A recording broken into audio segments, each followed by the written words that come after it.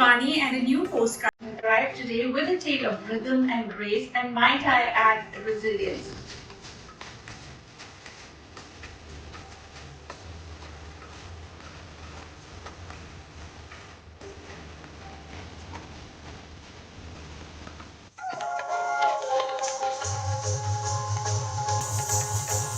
Native to North India, Kathak is one of the 8 major Indian classical dance forms. Kathak originated within Hindu temples as a storytelling device for portraying the epic tales from Hindu scriptures, Mahabharata and Ramayana. Poetry was combined with rhythmic movement to aid in the worshipful storytelling. Kathak is found in 3 distinct forms called gharanas, named after the cities where the Kathak dance tradition evolved: Jaipur, Banaras and Lucknow. While the Jaipur Gharana focuses more on the foot movements, the Banaras and Lucknow Gharanas focus more on facial expressions and graceful hand movements or abhinaya. Stylistically, the Kathak dance form emphasizes rhythmic foot movements adorned with small bells or ghungru, and the movement harmonized to the music. The legs and torso are generally straight, and the story is told through a developed vocabulary based on the gestures of arms and upper body movement, facial expressions, neck movements, eyes and eyebrow movement, stage movements, twists and turns. Now, textual studies suggest that Kathak as a classical dance form started in Banaras or Varanasi and from there migrated northwest to Lucknow, Jaipur and other parts of India. The Lucknow tradition of Kathak dance attributes the style to a bhakti movement devotee named Ishwari from the Handia village in Allahabad, Uttar Pradesh, who credited Hindu god Krishna appearing in his dream and asking him to develop dance as a form of worship. Ishwari taught his descendants, who in turn preserved the learning and developments through an oral tradition over 6 generations, ultimately yielding the Lucknow version of the Kathak dance. The Kathak tradition of India is traceable to 400 BCE. The earliest surviving text with Kathak roots is the Natya Shastra, attributed to sage Bharat Muni. The most studied version of the Natya Shastra text consists of about 6,000 verses structured into 36 chapters. The text describes the theory of Tandava, the theory of bhav, expression, gestures, acting techniques and standing postures, which is a part of Indian classical dances including Kathak. The 2nd century BC panels found in Bharat shows the dancers in a vertical stance with their arms positions already suggesting today's Kathak movements. The evolution in Kathak dance theme during the Bhakti movement centered primarily around divine Krishna, his lover Radha and gopis, around legends and texts such as the Bhagavad Puran found in the Vaishnavism tradition of Hinduism.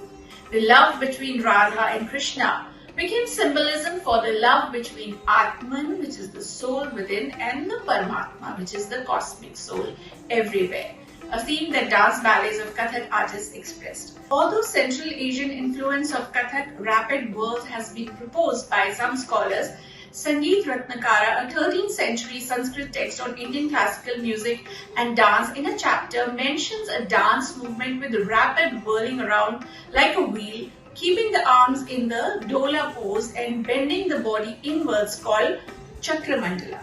It is employed in worshipping gods and in vigorous movement. The emergence of Ras Leela, mainly in the Braj region, which is Mathura in western UP, was an important development. It combined in itself music, dance and the narrative. Dance in Ras Leela, however, was mainly an extension of the basic mind and gestures of the Kathakars or storytellers, which blended easily with the existing traditional dance. With the coming of the Mughals, this dance form received an impetus as well as change in style.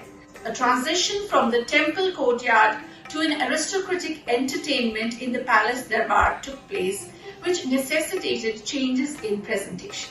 In both Hindu and Muslim courts, Kathak became highly stylized with greater stress on nritya and bhav. The dance's graceful, expressive and sensuous dimensions while the religious Hindu devotional content had to be toned down for obvious reasons. The costume changed from sari for women and dhoti for men to a frock-style kurta with churidar. One medieval ruler in particular invested himself greatly into the development of Kathak, which is Wajid Ali Shah of Lucknow. A poet and dancer himself, Shah paid special attention to the emotional expressiveness of the dance. Out of his court came a stylization of Kathak that is today known as the Lucknow Gharana. Generations of dancers followed Shah's chief court dancer Thakur Prasad to pass on the Lucknow teachings. Modern Kathak masters of the Lucknow tradition can still trace their lineage back to the court of Wajid Ali Shah, including the world-renowned Pandit Birju Maharaj.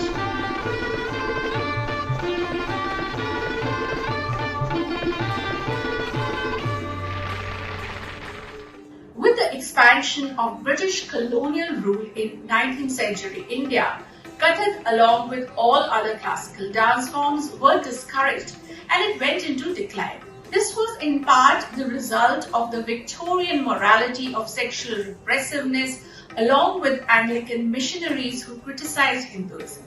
Reverend James Long, for example, proposed that Kathak dancers should forget ancient Indian tales and Hindu legends and substitute them with European legends and Christian tales. Missionaries recorded their frustration in Church Missionary Review when they saw Hindu audiences applaud and shout Ram Ram during Kathak performances. The seductive gestures and facial expressions during Kathak performances in temples and family occasions were caricatured in a book called The Wrongs of Indian Womanhood, published at the start of the 20th century, as evidence of harlots, debased erotic culture, slavery to idols and priests. Tradition and Christian missionaries demanded that this must be stopped, launching the anti-dance movement or anti-nautch movement in 1892. Officials and newspapers dehumanized the Kathak dancers, and the sources of patronage were pressured to stop supporting the Kathak performing nautch girls. Not only did missionaries and colonial officials ridicule the Kathak dancers, Indian men who had been educated in British institutions and had adapted to Victorian prudery joined the criticism, possibly because they had lost their cultural connection, no longer understood the underlying spiritual themes behind the dance, and assumed this was one of the social ills, immoral and backward elements in their heritage that they must stamp out. However, the Hindu families continued their private tutoring and kept the Kathak art alive as an oral tradition. Kathak teachers also shifted to training boys to preserve the tradition, as most of the 20th century ridicule had been directed at Kathak nautch girls. Kathak was brought to the attention of audiences outside India in the early 20th century through Kalka Prasad Maharaj. Today we can thank eminent personalities associated with Kathak who kept this glorious tradition alive through an almost spiritual devotion, among others the founders of the different gharanas or schools of this form of classical dance, namely Bhanuji of the Jaipur Gharana, Janaki Prasad of the Banaras Gharana, Ishwari Prasad of the Lucknow Gharana and Raja Chakradhar Singh of the Raigad Gharana. Shambhu Maharaj was a renowned guru of the Lucknow Gharana. His brothers Lachu Maharaj and Achan Maharaj were also stalwarts in the art of Kathak. One name that has almost become synonymous with modern-day Kathak dance is Pandit Birju Maharaj, a scion of the legendary Maharaj family and son of Achan Maharaj. Sitara Devi was another star of this dance form, described as Nritya Samragini, that is the Empress of Dance by Rabindranath Tagore, and she continues to retain her Kathak Queen title even after her demise. Over the years, some of the acclaimed Kathak dancers have been Sunaina Hazarilal, Shobana Narayan, Kumudini Lakhya, Rani Karna and Prerna Shrimala, to name a few. That's all for today. Keep watching Postcards from Bharat. Namaskar.